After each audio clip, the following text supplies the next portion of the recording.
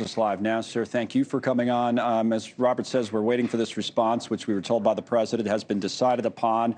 We don't know if it's been carried out yet or what it will look like. What would you say about what the response should look like from the United States against Iran and its proxies?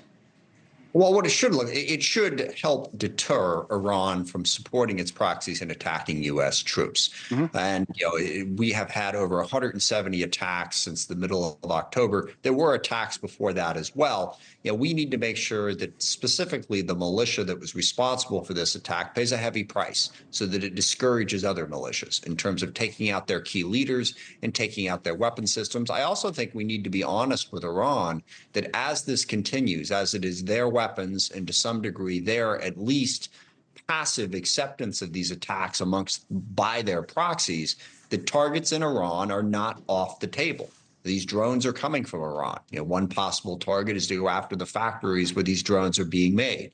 Iran is complicit in these attacks, and if they don't want to be held responsible for them, then they can tell their militias that they basically supply and more or less control to stop those attacks. Speaking of militias, just as we were getting ready for the show today, a headline came from CENTCOM. CENTCOM forces strike and destroy a Houthi surface-to-air missile that was being prepared for launch. So we see more and more of this, even up to the minutes. There's the statement coming out of U.S. Central Command. The head of the Revolutionary Guard of Iran, as I mentioned right at the top of the show, said, quote, we're not, the quote was, we're not looking for war. But as Robert Sherman rightly pointed out, they've also said some other things and put up a statement from the Iran's ambassador to the UN saying that the Islamic Republic would decisively respond to any attack on the country, its interests and nationals under any pretext. So if you look at it that way, it does look like Iran is ready. You said something interesting a moment ago that we should be ready to strike inside of Iran, possibly. That's been a point of contention. Can you talk more about that?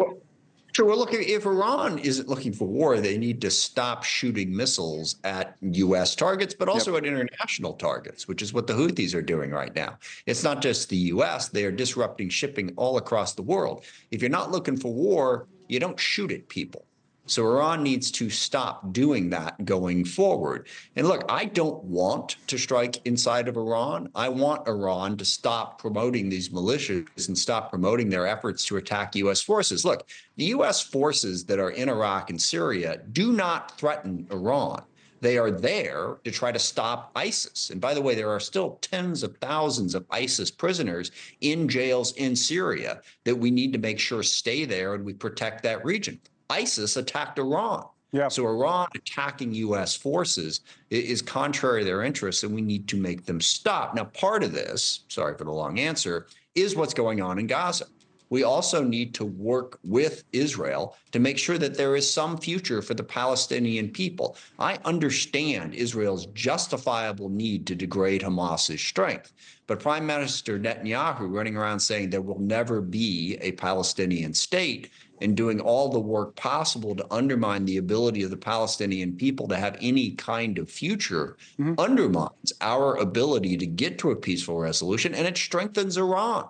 There has to be some sort of future for the Palestinian people, or Prime Minister Netanyahu is simply driving them into the arms of Hezbollah and Hamas. Well, the other way, it seems to me, Congressman, that the war in Gaza is related to all of this is that we have these talks, or hostage talks, or peace talks, or however you want to characterize them, underway as we in the United States are considering how to respond to the attacks against our forces. How might that complicate things, or does it not have any impact on things? In other words, could you blow up these talks if you do too much?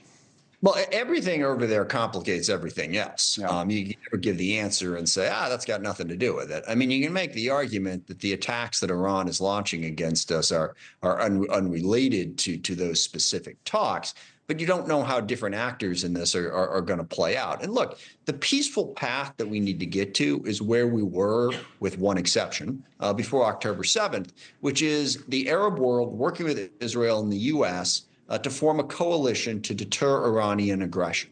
Now, the one thing that was missing before that was a future for the Palestinians. And look, Benjamin Netanyahu bet that he could get the Arabs to come along with him and ignore the Palestinians, that their fear of Iran would be so great that he could basically annex the West Bank and he could get away with it. That bet was always stupid and wrong and placed Israel at greater risk, as was absolutely proven on October 7th.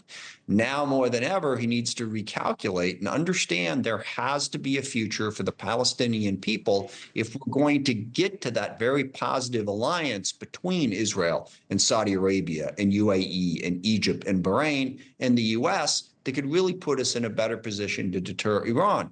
But you can't ignore what's going on in the West Bank and Gaza in that calculation. Thanks so much for watching. Just go to joinnn.com to find NewsNation on your television provider. And don't forget to click the red subscribe button below to get more of NewsNation's fact-driven, unbiased coverage.